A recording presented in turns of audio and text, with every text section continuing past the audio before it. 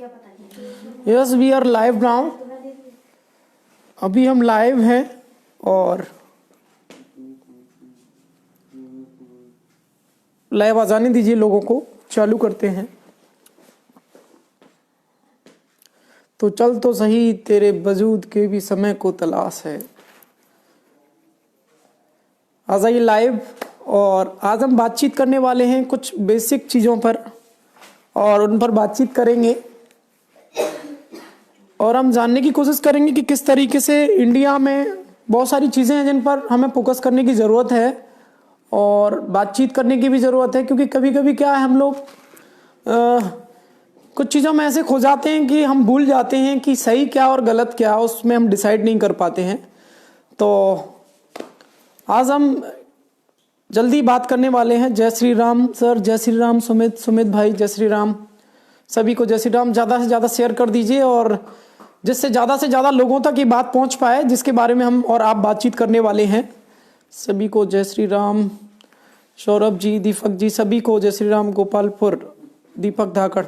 चलिए, सभी मैक्सिमम लोग लाइव आ गए हैं और कुछ लोग अगर नहीं भी आए लाइव तो बाद में भी वो बात कर सकते हैं। तो हम लोग चालू करें। सबसे पहले आज हम बात करने वाले हैं कि लोकतंत्र क्या है। देखिए, लोकतंत्र के बारे में अगर हम बात करेंगे तो लोकतंत्र को अगर हमें मजबूत बनाए रखना है तो हमारी जो थिंकिंग है वो क्रिटिकल थिंकिंग बनानी पड़ेगी। क्रिटिकल थिंकिंग का मतलब है कि ऐसा नहीं है कि हम सरकार से प्रश्न ही न पूछें। अगर आप सरकार से प्रश्न पूछ रहे हैं तो आप गलत हैं। जय श्री राम भांजे, जय श्री राम। सभी को जय श्री राम। मनीष पटेल, जय श्री राम। चलिए, अब मैं बातचीत कर रहा हूं और हम बातचीत करेंगे। जय हो। चलिए, अब मैं बातचीत कर रहा हूं कि लोकतंत्र को बचाने के लिए हमें थोड़ा सा क्रिटिकल थिंकिंग अपनाना पड़ेगा। ऐसा नहीं है कि हम किसी से अगर सरकार से प्रश्न पूछने का काम कर रहे हैं तो हम गलत हैं, ऐसा नहीं है। अगर आप सरकार से प्रश्न पूछ रहे हैं तो ये आपकी जिम्मेदारी है कि आप एक जिम्मेदार व्यक्ति होकर सरकार से प्रश्न पूछने का काम कर रहे हैं। जैसे कई समस्याएं, जैसे महेंद्र भी ऑनलाइन है, हमारी सरकार से कई शिकायतें हैं जिनको लेकर हम बातचीत कर रहे हैं कि इनने वैकेंसी ग्रेड 1 की वैकेंसी दी लेकिन अभी तक उसकी भर्ती नहीं की। आखिर ये जिम्मेदारी किसकी है? इस पर सरकार क्यों जोर नहीं देना चाहती है और लोग क्यों नहीं इस पर बात करना चाहते हैं?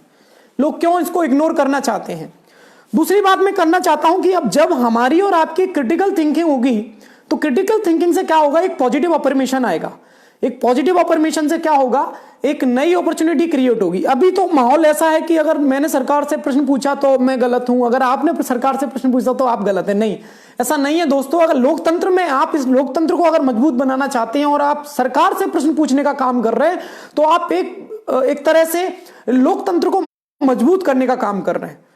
आपको सरकार से प्रश्न पूछने का अधिकार है। यह अधिकार आपको संविधान ने दिया और संविधान ने आपको यह अधिकार दिया है कि जो गलत हो रहा है उस पर आप प्रश्न पूछ सकते हैं और बिल्कुल पूछना भी चाहिए और आपका ये कर्तव्य बनता है कि आपको प्रश्न पूछना चाहिए। चलिए, तो डॉक्टर राम मनोहर लोहिया ने कहा था कि अगर आप जिसकी सत्ता है या जिसकी भी सरकार है उससे अगर प्रश्न आप नहीं पूछेंगे तो ये होगा कि इस लोकतंत्र में कुछ चीजें ऐसी हो जाएंगी जो हम भी आशा नहीं करते।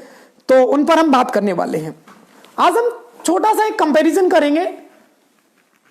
बिल्कुल, धाकड़ रवि, या लोकतंत्र की परिभाषा ही है जनता के लिए, जनता की सरकार जनता के द्वारा जो बनाई जाती है, दैट इज लोकतंत्र। By the people, of the people, for the people. ये जनता की सरकार जनता के द्वारा जो बनाई गई है उसी को हम लोकतंत्र कहते हैं। आज हम छोटा सा कंपैरिजन करेंगे, लेकिन इसको कुछ लोग अन्यथा ना लें कि मैं ऐसा क्यों कर रहा हूं। आज मैं आपको एक कंपैरिजन कराने के लिए आया हूं कि आखिर आज हम कुछ चीजों में डिस्कशन नहीं करना चाहते कि ऐसा है या नहीं है, तो उसको लेकर अपन बातचीत करते हैं। देखिए, मैं आज एक कंपैरिजन हूं आपसे। 2020 का एक सर्वे है, मैं बात करने वाला हूं बांग्लादेश की कुछ चीजों के बारे में। जैसे पर कैपिटा जो जीडीपी है वो बांग्लादेश की पर कैपिटा जीडीपी हमारे देश की जीडीपी से ज्यादा है। ऐसा क्यों है? क्या हमारे देश के लोगों ने कभी प्रश्न पूछा? बल्कि बांग्लादेश को आजाद कराने में जो हाथ था वो हमारा हाथ था। मतलब बांग्लादेश को आजाद कराया किसने? इंडिया ने आजाद कराया। लेकिन उनकी अगर एक तरह से देखी जाए तो पर कैपिटा जीडीपी आज भारत की पर कैपिटा जीडीपी से ज्यादा हो गई है। इसका कारण क्या है? सरकार को इस पे भी बात करना चाहिए। दूसरा मैं बात करना चाहता हूं कि मैं कुछ ये डेटा लाया हूं, मैं स्टडी करके आया हूं, तो अगर किसी को ऐसा लगता है कि इनको पढ़ना है तो आप पढ़ भी सकते हैं।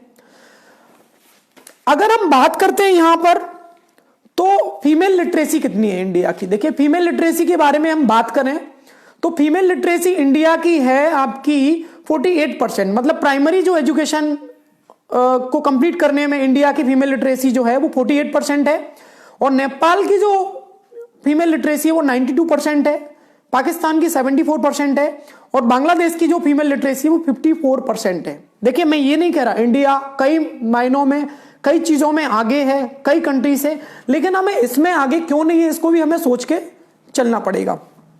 तो फीमेल लिटरेसी को देखना पड़ेगा। हमारी इंडिया की फीमेल लिटरेसी है 48% और नेपाल की 92%। बात कर रहे हैं हम नेक्स्ट डेटा के बारे में, लाइफ एक्सपेक्टेंसी जिसको बोलते हैं कि कितना इंसान जीता है इंडिया के अंदर। तो हमारे यहाँ लाइफ एक्सपेक्टेंसी जो है वो 69 ईयर्स है, मतलब हम 69 साल जीने का काम करते हैं। और अगर हम इसी की बात करें बांग्लादेश, देखो बांग्लादेश से हम इसलिए कंपैरिजन कर रहे हैं कि इस देश को आजाद कराने में हमारा हाथ था और हमारे देश ने इनको आजाद कराया। तो इनकी 71 लाइफ एक्सपेक्टेंसी है, मतलब देखा जाए तो 71 बांग्लादेश की लाइफ एक्सपेक्टेंसी है, मतलब 71 ईयर्स वहां जीने का काम करते हैं। दूसरा मैं बात करता हूं इन्फेंट मोर्टेलिटी रेट जो होता है, शिशु दर, मतलब जो 1 साल के अंदर बच्चे पैदा होकर मर जाते हैं, उसकी अगर हम दर की बात करें तो 1000 पे इंडिया का जो डेटा है वो 29.9% है, और अगर हम बांग्लादेश की बात करते हैं 21.1% है 1000 में। मतलब जिस देश को हमने आजाद कराया आज वो देश आगे पहुंचा, क्यों पहुंचा, उसका कारण क्या है, इसको हमें जानना होगा। राम राम सभी को, राम राम मेरे भाइयों। आगे हम डेटा के बारे में बात करते हैं। देखो मैं जितना भी डेटा मैं बात कर रहा हूं ये मैंने स्टडी किया था और मैं पढ़ रहा था, तो मुझे लगा कि मैं आपके साथ शेयर करूं, तो मैंने इसलिए मुझे मन में आया। Global hunger index, global hunger index के बारे में अगर हम बात करें तो ग्लोबल हंगर जो इंडेक्स है, मतलब हमारे पूरे विश्व में सबसे ज्यादा भूख से मरने वाले लोगों की अगर रैंक देखी जाए तो इंडिया का जो रैंक आता है आउट ऑफ 107 कंट्रीज में, तो इंडिया का रैंक है 94। उसी में अगर बांग्लादेश का हम रैंक देखते हैं तो 75 रैंक है। ऐसा क्यों है कि अगर देखा जाए तो भूख से हम डेवलपमेंट की बातें कर रहे हैं, लेकिन ऐसा क्यों है कि ग्लोबल हंगर इंडेक्स में हमारा जो प्लेस है 2020 की रिपोर्ट में आपको बता रहा हूं, 2000 कोटि कोटि प्रणाम धर्मेंद्र शर्मा जी पत्रकार जी, तो 94 रैंक है हमारा। ये बड़ी हमारे लिए विडंबना की बात है जिन पर आप और हम बात नहीं करना चाहते। मैं आपका अगला डेटा की बात कर रहा हूं, world happiness index. World happiness index में मतलब कितने आपके देश में लोग खुश रहते हैं, इसकी अगर रैंक देखी जाए तो इंडिया की रैंक है 140, मतलब 140 रैंक इंडिया की है और बांग्लादेश की 125 रैंक है। ये 2019 का सर्वे है। इसी के साथ हम आगे बढ़ाते हैं इन चीजों को। मैं देखो अन्यथा ना लेना, क्योंकि बहुत सारे लोग इसको अन्यथा ले जाते हैं कि आप ऐसा कह रहे हैं। मैं तो ये कहता हूं कि इस लोकतंत्र में जो आपका कर्तव्य बनता है संविधान के प्रति और जिस कर्तव्य को आपको निर्वाहन करना चाहिए सही और गलत को ना सोचते हुए, मैं आपको एक और डेटा बताता हूं। Make in India, make in India में गवर्नमेंट ने इन्वेस्ट किया 12,000 करोड़। मेक इन इंडिया में 12,000 करोड़ गवर्नमेंट ने इन्वेस्ट किया, जिसमें से अगर हम बात करते हैं तो हमारे देश के कंपनियों को ही टेंडर नहीं दिए जा रहे। जैसे हमने स्टैच्यू ऑफ यूनिटी बनाई, हमारे लिए गर्व की बात है कि हमने स्टैच्यू ऑफ यूनिटी बनाई, लेकिन उसका जो टेंडर दिया गया वो चाइना को दिया गया। अभी नागपुर मेट्रो में जो मेट्रो बनने का काम हो रहा है उसका जो टेंडर दिया गया उसका भी टेंडर चाइना को दिया गया। आप हमको बोल रहे हैं कि आप चाइना का सामान मत लो, नहीं लेंगे भाई, आप हमारे देश के प्रधानमंत्री हैं, आप जैसा कहेंगे वैसा हम करेंगे। लेकिन क्या सरकार की जिम्मेदारी नहीं है? ब्रजेंद्र जी जय हो आपकी। तो क्या सरकार की जिम्मेदारी नहीं है कि वो भी इन चीजों को देखे? अगला हम बात करते हैं पेटीएम। मोदी जी ने बोला कि हम देश को डिजिटल बनाएंगे। अगर देश को डिजिटल बनाने का काम हम लोग करेंगे तो पेटीएम का जो गवर्नमेंट ने एक तरह से देखा जाए प्रमोट किया, तो 40% जो शेयर है पेटीएम में वो शेयर है चाइना का। जब चाइना का 40% शेयर है और हमको बोला जा रहा है कि आप ऐसा मत करिए, ऐसा क्यों है? देखिए मैं जो बता रहा हूं पूरा मैं डेटा पढ़कर आया हूं, अगर आपको लगता है कोई भी डेटा इनकरेक्ट है तो आप बता सकते हैं। अनएम्प्लॉयमेंट की अगर हम बात करें तो गवर्नमेंट ने मना ही कर दिया है कि हम अनएम्प्लॉयमेंट का डेटा नहीं देंगे। मतलब सरकार ने बोल दिया है कि बेरोजगारी कितनी है हम आपको नहीं बताएंगे, कोई बात नहीं है। हम बात कर रहे हैं जीडीपी के बारे में। देखो जीडीपी बहुत सारे लोगों को टेक्निकल लैंग्वेज समझ में नहीं आती, क्योंकि बहुत सारे लोग क्या करते हैं कि पार्टियों से तो जुड़े हैं लेकिन वो स्टडी नहीं करते हैं। उनकी भी कमी नहीं है, क्योंकि उनको उस चीज में उतना ही नैरो माइंडेड बना दिया गया है। दोस्तों, आप किसी भी पार्टी के लिए काम कर रहे हैं, मुझे ऐसा लगता है कि पहले आपको स्टडी करना चाहिए उसके लिए।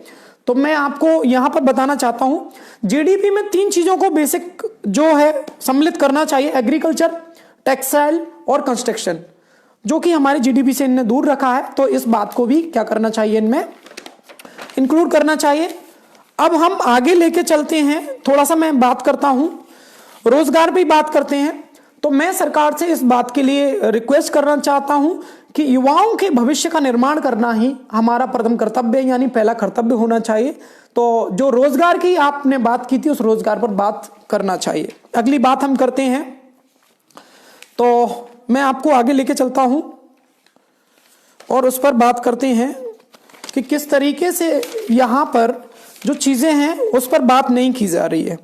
चलिए, तो मैंने आपको ये बताया कि ग्लोबल हंगर इंडेक्स में हमारी इंडिया की रैंक कितनी है, 94, बांग्लादेश की 75। देखो, मेरा उद्देश्य बांग्लादेश से कंपैरिजन करना नहीं था, मेरा उद्देश्य ये था कि सही क्या है गलत क्या है इस पर हमको बोलना चाहिए।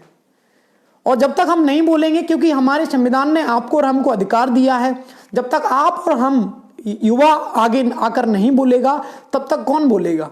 तो ये तो मेरा थोड़ा सा आज आपसे मुलाकात करने का मन किया था कि मैं जाकर लाइव आकर आपसे मिलूं। जय हो श्याम जहां, जय हो सभी को नमस्कार। सभी लोग लाइव आए, बहुत बहुत धन्यवाद।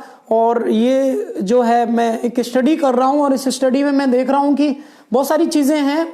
बहुत बहुत धन्यवाद बल्ले जी, बहुत बहुत धन्यवाद। तो मेरा उद्देश्य ये है कि जो सही है उसको सही कहना, जो गलत है वो गलत कहना, चाहे कोई भी हो। आपका और हमारा ये कर्तव्य है, क्योंकि आप देश के यूथ हो, आप देश की एक तरह से बोल सकते हैं एक जिम्मेदारी आपके कंधे पर है। तो सही और गलत को आपको लेकर चलना चाहिए। मैं जब लाइव चालू कर रहा था तो बहुत सारे लोग किसानों के ऊपर बोल रहे थे। देखिए, किसानों को उनका जो अधिकार है, जो सही है और गलत है, वो सरकार को करना चाहिए। क्योंकि हमारे देश में अगर देखा जाए तो आज अगर हम थोड़ा सा डाइवर्ट हो रहे हैं तो कोई बात नहीं है, लेकिन हमारा देश शुरू से ही कृषि प्रधान देश रहा है और किसान ही हमारे देश की आन बान शान है। अगर आज लाल बहादुर शास्त्री की अगर हम बात करें होते तो वो जय जवान जय किसान की जगह जय जवान जय किसान जय संविधान का भी नारा देते, क्योंकि इस संविधान में ही आपको और हमको अधिकार दिया है बोलने का। इसको बचा के रखें, लोगों के लिए सही इंफॉर्मेशन भेजते रहें। बेरोजगारी समाज के लिए, बिल्कुल बेरोजगारी, आप मुझे बताइए। चलो, मैं क्वेश्चन कोई पूछ रहा है, मैं एक बार क्वेश्चन ले लेता हूं। क्या आप क्वेश्चन पूछ रहे हैं? ये विजेंद्र जी कुछ क्वेश्चन पूछ रहे हैं, मैं उसका जवाब दे देता हूं। आप मुझे बताइए कि ये दिल्ली में उद्यम क्यों कर रहा है किसान? मुझे तो ये उद्यम गलत लगता है। किसान का बेटा हूँ, किसान के साथ हूँ, लेकिन कोई आज तक ये नहीं बता पा रहा है कि उद्यम क्यों हो रहा है। विजेंद्र जी, अगर आप और हम बात करें तो आप और हम मध्य प्रदेश की बात करें तो हम और आप बहुत ही छोटे किसान में आते हैं। मध्य प्रदेश के कुछ ही परसेंटेज किसान हैं जो बड़े किसान हैं। एक तरह से देखा जाए तो इन फार्मर्स के लिए सबसे बड़ी जो समस्या है वो एमएसपी है।